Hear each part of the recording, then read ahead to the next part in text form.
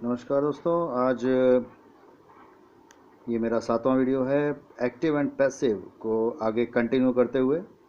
जैसे कंटिन्यू करने की बात की है तो आज प्रेजेंट कॉन्टिन्यूस और पास्ट कॉन्टिन्यूस के वाक्यों को एक्टिव से पैसिव में कैसे बदला जाए, आज मैं इस नियम को बताऊंगा।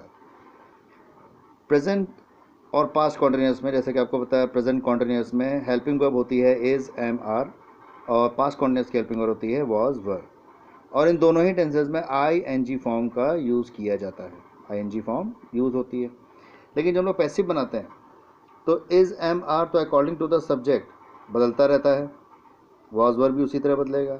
लेकिन इसमें हेल्पिंग वर्ब के बाद या वर्ब से पहले हम बीइंग का इस्तेमाल करते हैं, B E I N G, being का इस्तेमाल करेंगे और वर्ब की थर्ड फॉर्म लगाएंगे। आई एन जी फॉर्म जो लगी होगी पहले से, उसको वर्ब की थर्ड फॉर्म में चेंज कर देंगे। तो आइए देखते हैं हम लोग कि एक्टिव से पैसिव के सेंटेंस चेंज कैसे होते हैं। सेंटेंस आपको दिया होगा, I am writing a letter.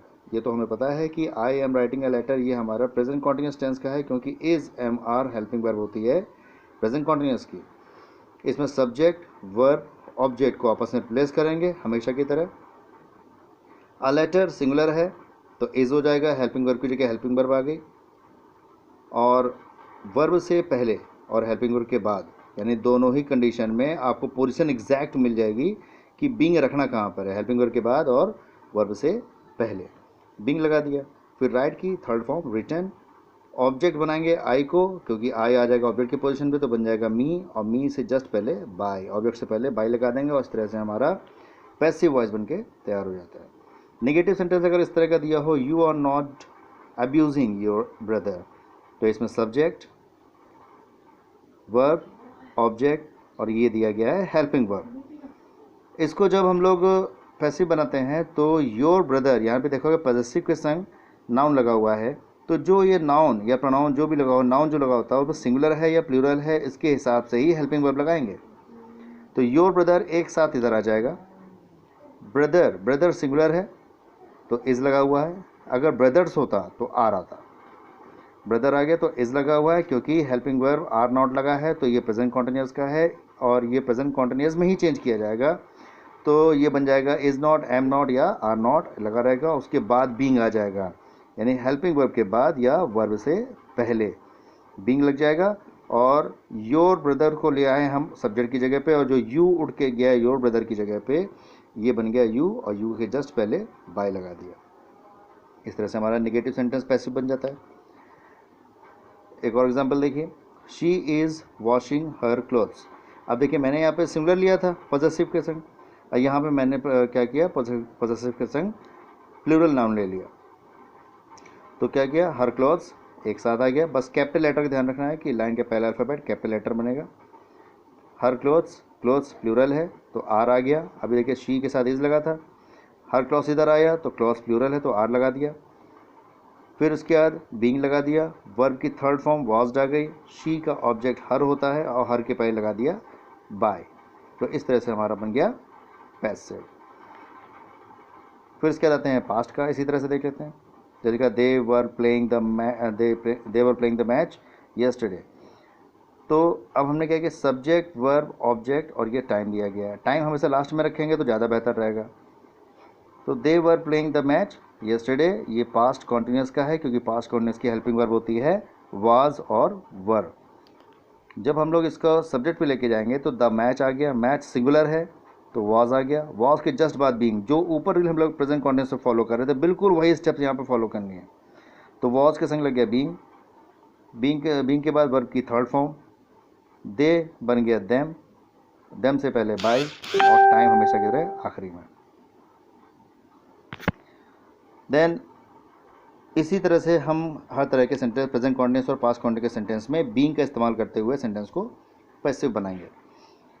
अगर ये हु वाले सेंटेंस होते हैं तो हु इज़ या हु वाज होता है, जैसे हु इज़ कॉलिंग यू या हु वाज कॉलिंग यू, तो हम उसको बनाएंगे क्या, हु को चेंज करेंगे बाय हुम। मैंने आपको एक वीडियो में बताया था कि हु वाले सेंटेंस बनते कैसे हैं, बस स्टेप वही रखेंगे, क्योंकि वर्ब और ऑब्जेक्ट को आपस में रिप्लेस करना है। हु को बना दिया बाय हुम में, इज, एम और वाज वर्ब अपनी जगह पे चेंज हो गया।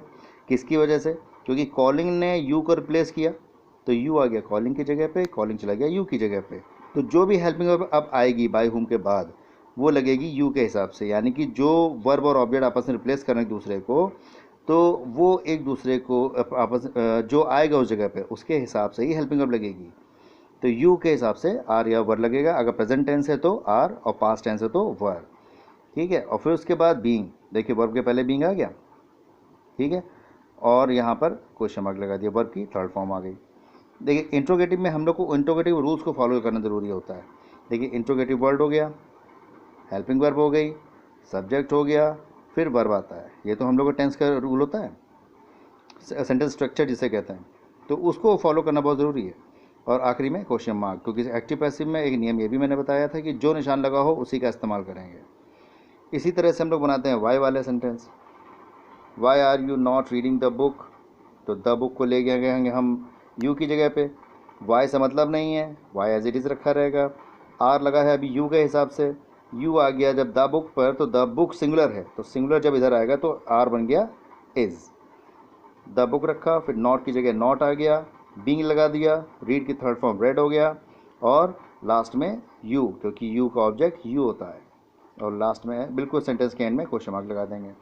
इन वाक्यों में हेल्पिंग वर्ब के बाद और वर्ब से पहले बीइंग का प्रयोग करते हैं। खास बात यह है, प्रश्नवाचक या इंट्रोगेटिव वाक्यों में हेल्पिंग वर्ब के बाद बीइंग का प्रयोग नहीं करेंगे। हेल्पिंग वर्ब के बाद बीइंग का प्रयोग नहीं करेंगे, वो आएगा सब्जेक्ट के बाद। जैसे कि इसमें देखिए ये सब्जेक्ट के बाद ही बीइंग आया है, यहाँ पर हेल्पिंग वर्ब के साथ नहीं रखा गया है। नहीं तो आप मेरे रूल्स को, मेरी बात को पकड़ के आप लोग कहेंगे नहीं बीइंग पहले लगा दिया जाएगा, ऐसा कुछ नहीं है। जो मैंने पॉइंट लिखे आप इसको फॉलो कीजिए, सेंटेंस में कभी भी गड़बड़ नहीं होगी। ठीक है, आशा करता हूँ मेरा वीडियो पसंद आया होगा। फिर भी कोई क्वेश्चन हो तो मेरे मैसेज बॉक्स में जाके वहाँ पे मुझे अपने क्वेश्चंस भेजिए, मैं उसका आपको सॉल्यूशन बताने का पूरी कोशिश करूँगा। Thank you so much.